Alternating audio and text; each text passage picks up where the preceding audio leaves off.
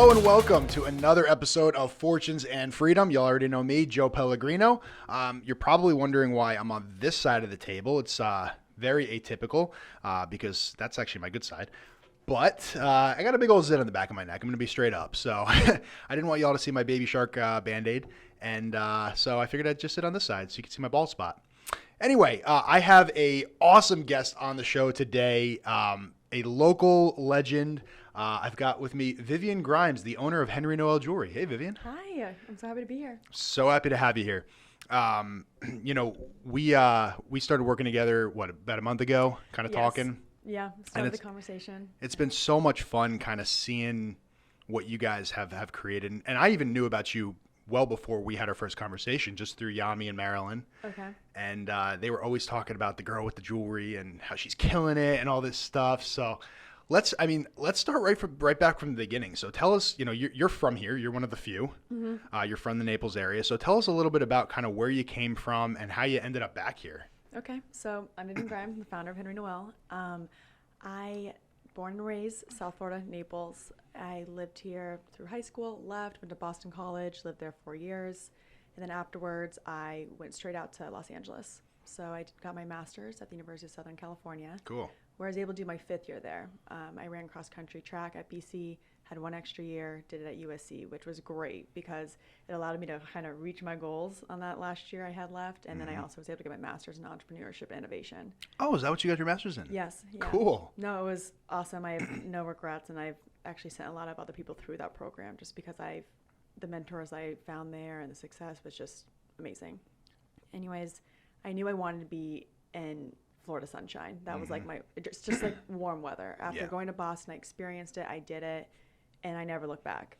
So after USC, I stayed out there for about 4.5 more years, and it was awesome. I was able to, right off the bat, go and work at Guthrie Rinker Ventures.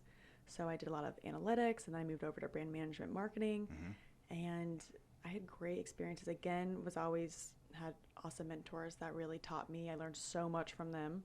And then just from working there and just getting so much experience for working with some pretty big successful brands. Meaningful Beauty with Cindy Crawford, Crepe Race with Jane Seymour, It Cosmetics, which was just purchased by L'Oreal.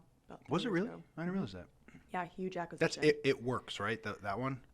It Cosmetics. Yeah. I don't know if that's now their tagline. I think one of their products was, it was like It Works or something like that. But Oh, have you used? No, I haven't used it. No. I've just heard from that. Yeah.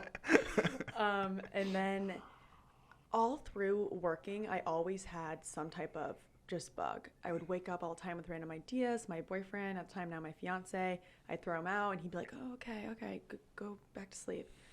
And so I always knew, though, I wanted to do something. Yeah. And in that time and in those moments, I was doing a lot of engagement rings, more so giving advice.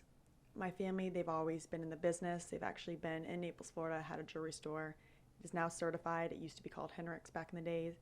And I've always been surrounded by things. So in this time working in LA, I would always give cousins, close family, close friends advice. They'd be saying, hey, I'm in New York, I'm going to look at a diamond. This is what they quoted me. Is this okay? Or what should I look for? Things like that. And I would just give them advice just from what I know. And then I would, go and chat with my dad. It was also something that kind of kept us close-knit and whatnot. Yeah. And as things started to progress and I started to get phone calls from people outside of my close friends and family, I'm like, oh, I think I might have something here. Anyways, kind of shut the idea down, though, still for probably another 1.5 years. And in I kind of lose track of time in this last 2 years, but 2019, I honestly, I woke up one day, I'm like, I'm going to move back to Southwest Florida. I'm going to start a business. I know it's going to be engagement ring, wedding band focused, but I'm going to start my own core line. And that's really what it was. I told my boyfriend, he was so supportive, so excited for me. And I knew it was the right move. I had my family there, love South Florida, love it. They never come out to LA. I'm one of 6. And I would always oh, come out and visit. Do you want to see my new apartment? They're like, no, we're good, but you can come back to Naples. Right. It's a lot of things going on here, a lot of stuff you need to see. I'm like, do you not want to see anything that's going on in my life out in the West Coast? And my dad's a little bit older, and he definitely had some health problems over the years. And so I knew I wanted to come back, be a little bit more part of my family, help them out where they needed. And that was definitely a driving force too. So right before 2020, right before the pandemic hit, I moved back knowing I'm like, I'm going to come back to Florida. I'm starting my business. I know none of my friends have moved back home yet. That's okay. I just want to focus on building this out. Again, I kind of quit my job with not a real game plan, just a little bit of what this is what I think I want to do. And I moved back, started this business, and then once February hit, all of a sudden I'm like, oh, something's going on in the world. I have a lot of friends moving back from these different cities. I have a full social life in Naples. This is not what I expected because I really just want to sit and focus on my business. But it's okay. I'll take it with open arms. And so that's how I got back to Naples. That's nuts. So you woke up one morning and you were like, yeah, I'm going to do this. Yeah, pretty much. It was definitely always in the back of my head, but I never wanted to tell other people in a way because I didn't want to just throw an idea out there and not act on it, not fulfill what I'm really thinking. And so I didn't really do it until I knew this is what I'm going to do. Yeah. And it's scary. It's scary starting your own business. It's scary making that move. But one thing I always knew, especially making it pretty far up in my company, I can always go back. I know I can always go back. And if anything, maybe I'm going to come back at a higher position because I've learned so much just by working for myself. Yep, exactly. And I think that's the thing that I wish more people, in our generation would understand is that take the risk because if you're worth your salt, there's always going to be something for you. There's always going to be something that you can come back to, right? Yeah, actually, I love the way that you put that. Yeah, I mean, it's so true. And I found it for myself, and I took a similar jump to you, probably at a similar time. I've been in this business for years, but I've always been either working for someone else or doing it in just a different way. And when I decided to leave the company that I was working with, it was almost a year ago to the day. It was like mid-November 2019. And I had an idea had been in my head for a couple months about, being a marketing consultant. And I just, in mid-November, I was like, okay, well, I guess I'm just going to do it. Like, this is what's going to happen. And, I got a wife, and at the time I had a kid at home, and it's scary jumping into that. We had talked, I know your fiance's from England, my wife's from Scotland. And it's a different business climate over there. Yeah, he's like, you're really going off because very much there, their schooling is when you go to college, you actually know what you're going to do. Right. And you get thrown in this funnel, in this path where it actually is getting much bigger over in the UK where they're getting a little bit more creative and stuff. But a lot of times it very much is doctor, lawyer. Right. You've got your trade. And I mean, I know my wife, like when she was in high school, it was basically like she was already in that vocational path of she went for education. And so for Laura, I mean, it's always, it's hard for her to it was hard for her to wrap her head around because that's just not the environment she grew up in. She always grew up in a place where you had a secure job with a contract. And what did the contract say about your time off and about this and that and how your employer could treat you? And there's no contract here. Yeah. There's no contract. We're writing the contract for ourselves. Exactly. Exactly. Flying by the seat of our pants. Yeah. But I think the risk is part of the fun. No, it is. You find that a lot of entrepreneurs are risk takers. When I even look back at the stuff that I did through my childhood, I'm not going to say I'm this big daredevil, but I definitely was that first one to take a risk, whether it be as small as like on the playground doing something random or different projects in school doing something kind of off the beaten path and hoping it works and hoping I don't get marked off for this. Yeah. But it always seemed to a little bit work in my favor. Yeah, that's awesome. That really is cool. And I mean, obviously, I'm sure you've experienced it. We've experienced it as well. The business climate in Southwest Florida specifically is booming here. It is booming. That's one thing I definitely would love to even expand more about is when I started Henri Noël, mostly intended for it to be online. And that's not what I actually found at the beginning. I found the local community from Miami to Tampa to Naples itself went out and supported me. And I was like blown away from the amount of people that came out and wanted to support a local designer. People I hadn't talked to in 15 years. Wow. Reaching out to me. And I'm forever grateful, thankful. It's incredible. And still then referring me to different friends and family members from good experiences, which I'm, again, very happy and thankful for. That's huge. And I think jewelry specifically is such a trust-oriented industry because so many people know nothing about it, or at least in our generation. I have no idea what. I remember when I was ring shopping for my wife's engagement ring. I'm like, what the? I don't know. Like, you could sell me cubic zirconium, and I probably wouldn't know the difference. Yes, I'll take it. Well, that's another thing with Henri Noël is trying to breaking that barrier down and educating customers, educating people on what has been hidden for so long. A lot of jewelers didn't want to talk about it. They didn't want to educate people. They want to keep it all to themselves, where Henri Noël is really designed to teach people all about diamonds, gemstones, colored stones, and just help them understand exactly what they're buying and what goes into the craft. Yeah, that's huge, and I think I'm sure that's what has driven your business so far, is that trust factor that you've been able to establish because of the education. And as we work together to get you more online and really get your business so much more efficient and scalable online, education is going to be a huge part of that.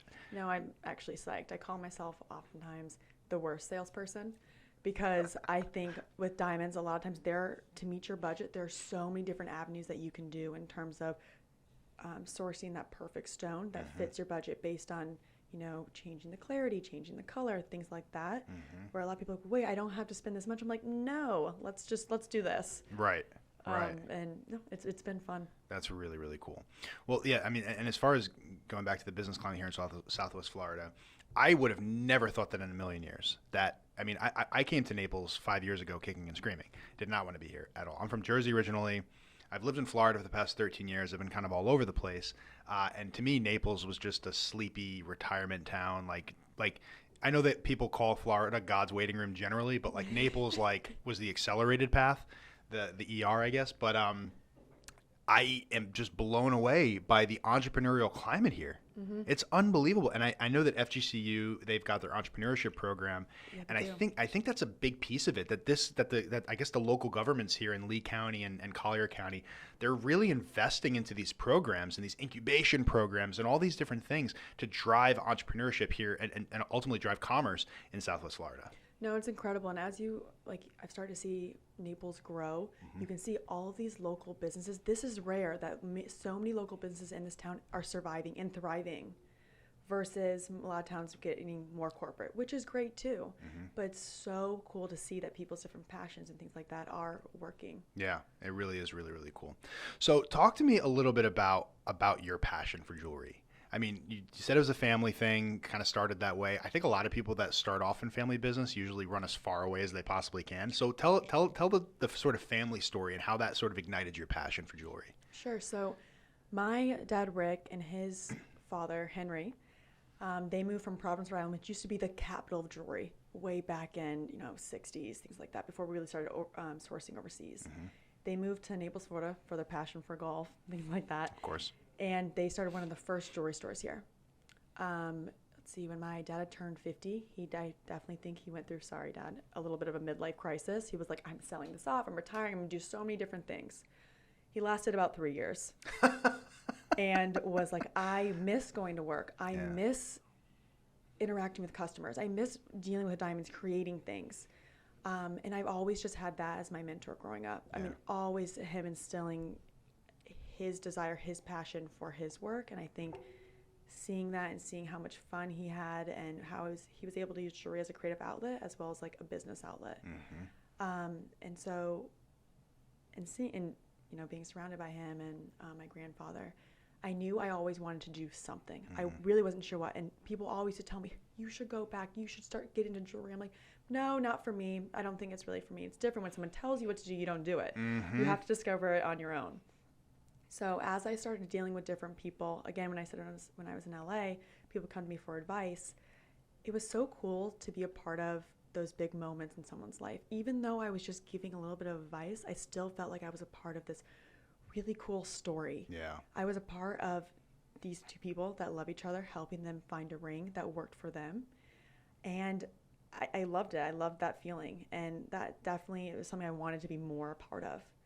And then when I started to see a gap in education, a gap in creating fine jewelry at a good price point, I knew I was like, this is it. I want to be in the jewelry sector. I don't want to be in clothing where it's fast fashion, it goes out of style, all of a sudden you're left with thousands and thousands of dollars of inventory. I want to be in something where I can use my creative outlet, create something where it's classic and timeless, and it can live on for generations. So I knew I started trying to actually do a little bit of stuff out in LA just for a bit. And I was like, this isn't working. It's too busy. There's so much competition. And I'm just not able to really create things by myself because I just don't have the tools and resources here. So that's when I knew, I was like, I need to do it in Naples, Florida. Not only is it better when I know I'm going to have to start shipping different things, I have a lot more connections on the East Coast, although I did go to USC, which was amazing. I was able to get a lot of West Coast connections as well as international. But in Naples, I was able to then work alongside my dad. I kind of took him out of retirement. And I cannot believe how much, again, I said he was a bit older, his energy, everything is just, he is so vibrant. Sometimes I'm like, whatever you're taking, I want to take because you are so energized. But that just shows when you love something and you have a passion, it does energize you. Yeah. You can't wait to do it every day. You can't wait to wake up and work. Sounds kind of, I guess, crazy to say how much someone can really enjoy work, but when you find the right fit, you really do. Yeah. I love getting up every day, seeing who am I going to meet today, whether it be online or in person.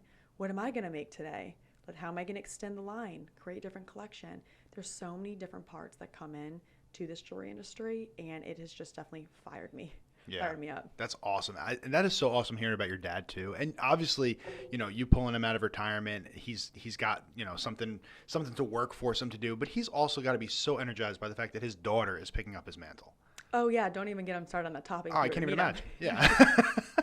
Because all growing up, I mentioned briefly, I used to be a competitive runner, and that was definitely something we always did together and loved it. And once I retired, I'm very retired, our new thing was definitely creating jewelry together, creating this business. Yeah. And it's been great. It's been a ride because he is now being 71. The business world has changed so much. He's very used to brick and mortar, paper ads, things like that. And now I'm learning, he's also learning the online world. How is he responding to that? Is he kind of like interested, or is he kind of like, nah? Everything's fascinating. Okay. You can't believe how we can speak to people all over the world. That's awesome. Sometimes I can't even believe it when I do, an engagement ring deal, and I'm like, I'm really sending this over to Switzerland. It's so cool. Yeah. The world can be so big, but also it can be so small. Yeah, that's got to be so cool for him to just kind of, from a different generation, be looking at this, because obviously, like you said, you're fascinated by it. Frankly, I'm fascinated by the whole, the whole world of e-commerce and digital traffic. It really is an unbelievable thing. But I can't even imagine for your 71-year-old dad who ran a jewelry store for most of his life, how now he's seeing his daughter, the next generation, pick up that mantle, but also do it in a way that was not even that it wasn't like, normal. It didn't exist 30 years ago. Like it wasn't there. And it's incredible. It must be so incredible for him to look at that and to be open to that. Because I know a lot of people in the older generations are less open to things like that. But it's really cool that he is super duper open to that and is fascinated by it. It's almost like when you take a kid to Disney World for the first time. We took our son a couple weeks ago, and it was just awesome, just like almost like reliving the first time I went by seeing it in his eyes. It's kind of like the opposite, like with your dad. Like he's like seeing it for the first time, like it's like Disney World. That's really cool. I love Disney World. Me too.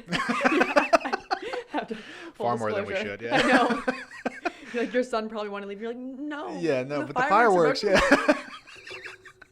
The only reason that we ever like finally decide to leave is when we actually think through the logistics of staying for fireworks and knowing that, okay, the fireworks start at 9, they're not going to be over till 9:30, and then everyone's going to leave at the same time.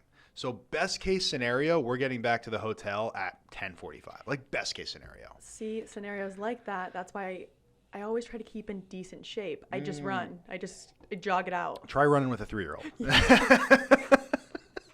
Come on, buddy, let's go. We got to get on. Fair. Speaking of running, by the way, being that you were a competitive runner, I am not at all. But I do. I've done this. I made myself this promise for 2021 that I would run a mile a day, or the equivalent of. Okay. That I would run 365 miles through the year. I ran mile number 292 this morning. Go you. And I hate running more than I could ever possibly explain. I have run before this maybe a collective 5 miles in my entire life. I ran it in 7th grade when I had to run the mile, probably 8th grade when I had to do it again. And I think I ran a 3K I walked a 3K for a company that I worked for years ago. I hate running so much, but that's why I'm doing it. I just can't imagine doing it competitively. Well, keep doing it because it challenges your mind. Yes. And again, going back to even starting your own business, whenever I think I can't do something and I'm like, oh, this is going to take way too much work. This is going to be so tiring. This is going to be draining. I actually always think back to a lot of my training I did back in college. Okay. And I literally am like, this is way better than what I did back in college. I would rather do this than do mile repeats. Yeah. You train your mind, you can push yourself to do certain things. And I actually attribute a lot of success even to my running career and it kind of conditioning me to where I am now. So were you running long distance or was it more sprints? Long distance. So like what's a competition look like in terms of long distance? So in track, the mile, and then in cross country, 3.1 miles. Okay. Yeah. And you're running it as fast as you can. As fast as you can. Good God. Yeah. Good God.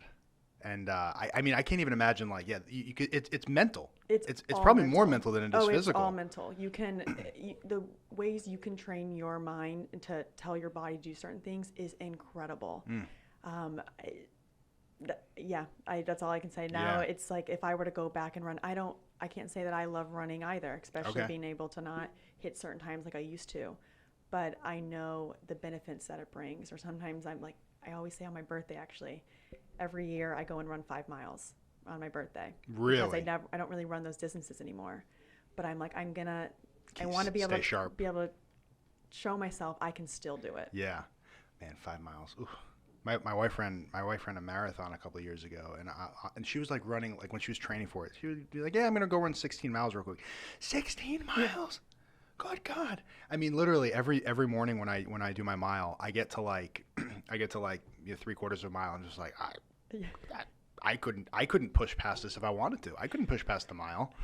No Come on, shot. Joe, you got this. I know. But it is that mental thing, and I think you're 100% right to connect that back to what we do in business and what we do with our companies. Mm-hmm. There is a level of discipline that you have to have. And I think for me that is part of the reason why I'm doing the running thing, where it's like I hate it. Yes, it's good for me physically. Yes, I have an overactive 3-year-old that loves to run, so I want to make sure that I can run after him. Mm-hmm. But it is a lot about can I uphold this commitment that I made to myself, and what is that level of integrity? How does that translate to what I do in business? Am I going to do what I said I was going to do? Am I going to take these proportionately minor goals, mm-hmm. which because a mile a day is not that big of a deal. It's a big deal for someone like me, but for someone like you, it's probably not that big of a deal. But it's can I take those minor goals and blow past them and just constantly make myself better? Exactly. It's setting a goal and going for it, and then seeing actually how you can surpass it. Right. That's my biggest thing for me is oftentimes I make goals in a way mentally that I know I definitely can pass, and how much more can I surpass it and really reach the ultimate goal, the ultimate prize. Yeah. So what are your goals with Henri Noël? With Henri Noël right now, and thanks to you guys, is really trying to build an online presence, really trying to meet that online customer, connect with them, and teach them more about jewelry, diamonds, and again, like what goes into making each of the pieces that I'm selling on the site. Why are they valued at this price point, and helping people understand fine jewelry. Mm-hmm. Yeah, I think there's a big space there, and I can't wait to tackle it. Do you see online jewelry sales in a future not so far from now? Do you see that lapping the brick and mortars? It's hard because when you meet a customer, in person, you really can show everything about the diamond. You can really connect with that customer, but that's not to say if you do it in the proper way, you can't do it online. And it actually was with this COVID-19 this past year and a half, I think companies have been forced to figure out ways to connect with their customers online, and that's going to kind of transfer to the next, years. And people are getting better at it. Yeah. Customers are being able to understand that it's okay. You can chat online and it'll work. And but again, with jewelry, you have to have that trust with the customer. Yeah. Because as much as you can show pictures online, things like that, it still isn't the same as seeing in person. So being able to really trust your jeweler is key. I think one of the things that you're going to see as we continue to build your online presence is because I know you're fulfilled by the relationships and the conversations, right? You're fulfilled by being a part of somebody's story from that perspective. Mm-hmm. And I think just as much to take that away from the customer, to take that away from you would be detrimental. So what I think is going to start happening is you're gonna start blowing up online. That's gonna be your scalable business. You heard it here first. You heard it here first. That's gonna be the scalable sort of like, part of your business. I see you always having your brick and mortar because that's always going to be something that you love to do. But I see the value in coming to meet you live. See, when you build your online presence and you become, Henri Noël becomes something and Vivian Grimes becomes someone. And it's a really truly scalable thing. Your time becomes so much more valuable. And I know that you're not in it for the money, but walk with me here. Yeah. Now because you're able to generate such significant income online, in order to make your time even worth it, there's value there, right? So, whether it's, you start doing, live consultations with people. I love you mentioned it the other day. I think you mentioned it the other day, the idea of basically allowing people to send in their quotes from other places, and you basically qualify them and say, yeah, that's a good quote, or whoa, no, that's way too much. Let me see what I can do for you, kind of thing. I see your in-person part of the business growing just as much as I see your online part of the business. No, that would be ideal. Yeah, I'd really be pumped for. Yeah, yeah, because and that's why, like, even for us, right, at J. Michael Strategies, we are a digital marketing company. When you boil it all down, that's what we are. And most digital marketing companies, there's no need for personal interaction. It can all be done online. Everything can be done online. There's Zoom calls. I mean, everything can be done without actually bringing anybody into the office. But I am not satisfied with that. I'm not. I want to talk with you. I want to see you here. And even if 95% of our service is online, I still want that 5% where we can sit down and talk together, and you can see my face and I can see yours, because I don't care what people say. You cannot reach the same level of collaboration on a Zoom call that you can when you're at the table with somebody. No, absolutely. It's impossible. Because even whether I am doing Zoom or in person, when I meet that customer and I work with them to get that perfect piece for a special occasion, whether it be a necklace or a bracelet, or on the other side, when we create that engagement ring, meeting them, telling them everything they need to know about diamonds, and to see when they are so confident with their purchase, they're so excited to gift the piece. It's like you can't beat that. Yeah, you can't beat that. That's what it's all for at the end of the day. And so I love that about what you're doing, and we're going to continue to support you in that. Thank you. So as far as, entrepreneurship, right? So you studied entrepreneurship out in LA. First of all, I know you said you referred a lot of people to that program. How was that program? Because I've heard a lot about the FGCU program, and I know that it's one of the few in the country.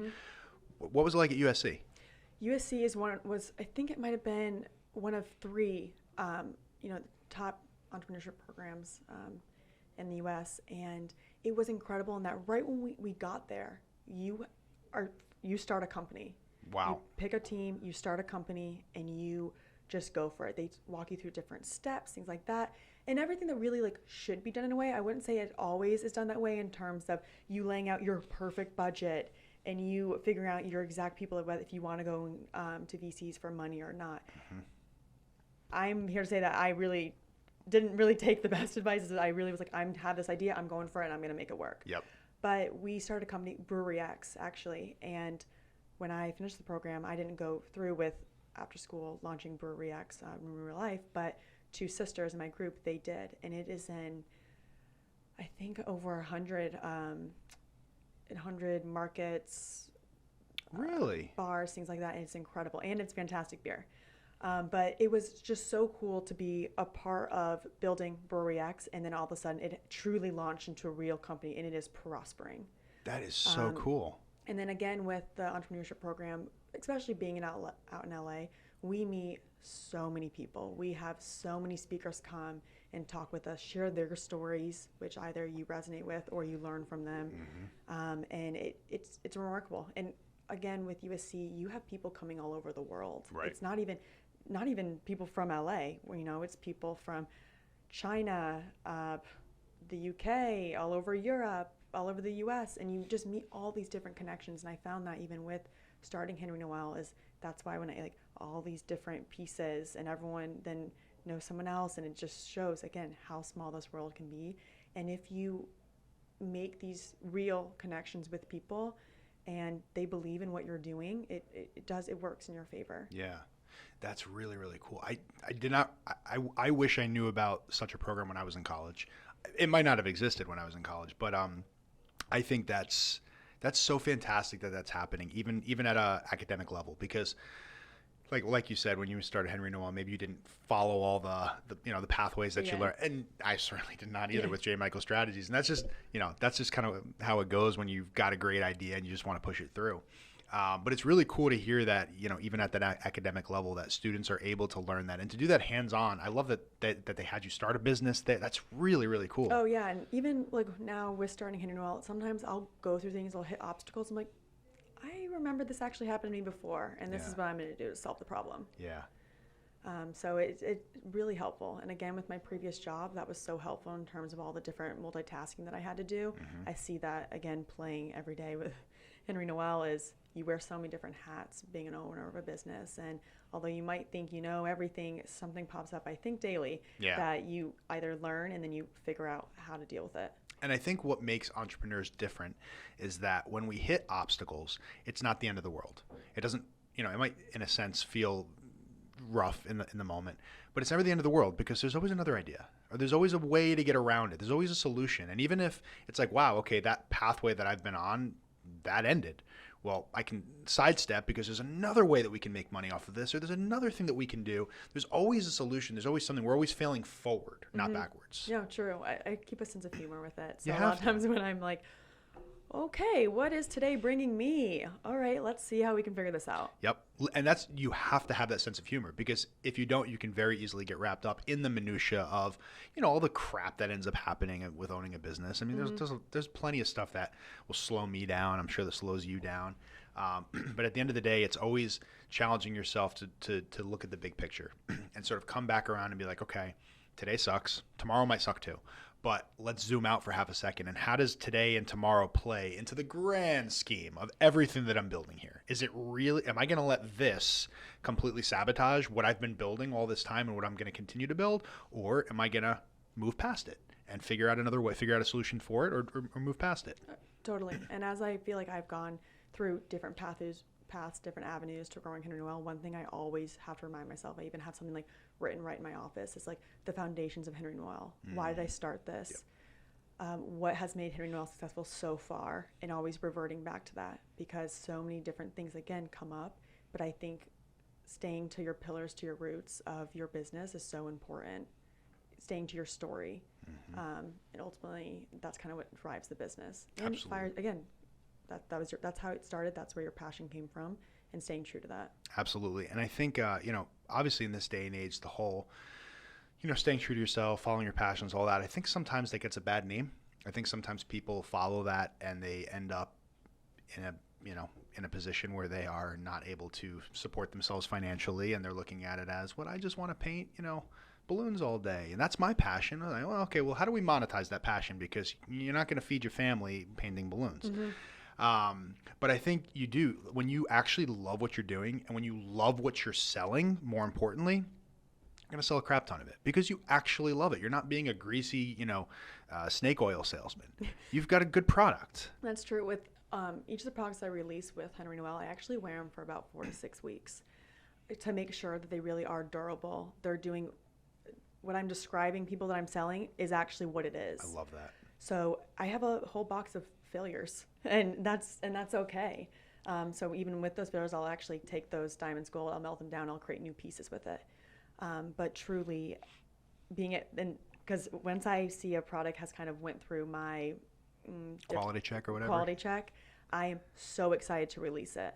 And a lot of times when I talk on my Instagram, TikTok, things like that, and I'm sharing about the product, I'm serious when I start raising my voice into the camera and getting excited about it. It's because I know this product truly lives up to its standards. I love it. I love that. And that gives you so much more confidence to continue to sell it and to continue to push it, because you know you're pushing something that your audience will actually cherish. And it's not just something that you're just trying to make a sale off of, right? It's something that you believe that they're going to love. Yeah, exactly.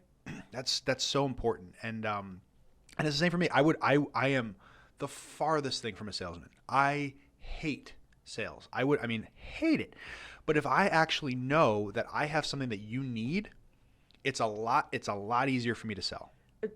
Totally. I actually can't even imagine really doing a whole spiel and deep down not when it's, a lie.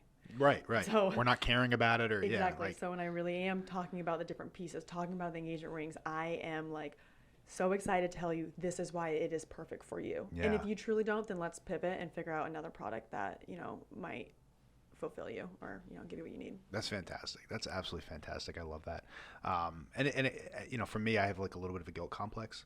So that's also why I will not sell something unless I know that I'm going to be able to sleep at night for having sold it to you. That's the big thing. I got to be able to sleep at night. We all need our 8 hours.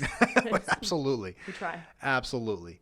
Well, Vivian, it has been fantastic having you on Fortune and Freedom today. Thank you so much for joining us. Thank you. We really enjoy working with you guys and having you as a client. I think you're the first client we've actually had on as a guest on the show. Oh, I'm feeling extra special. You should be. Absolutely. She's got a little rosy glow in her cheeks right now. So, hey, thank you guys for listening. I know you have, a limited number of minutes in a day. Thank you so much for spending about 40 of them with me and Vivian today. Make sure that you subscribe to the channel and hit the little notification icon so that you get notifications every time we launch a new episode, which is pretty much weekly. We're on YouTube. We're on Apple Podcasts. We're on Spotify. You can also find us on Instagram at Fortunes Freedom. You can actually reach Vivian at Henri Noël Jewelry, and that's Henri. Put the link down in the bio. Down in the summary. And you can reach me personally at Joe Pellegrino. Always happy to chat. Love talking entrepreneurship, and it's always a good time. Yeah.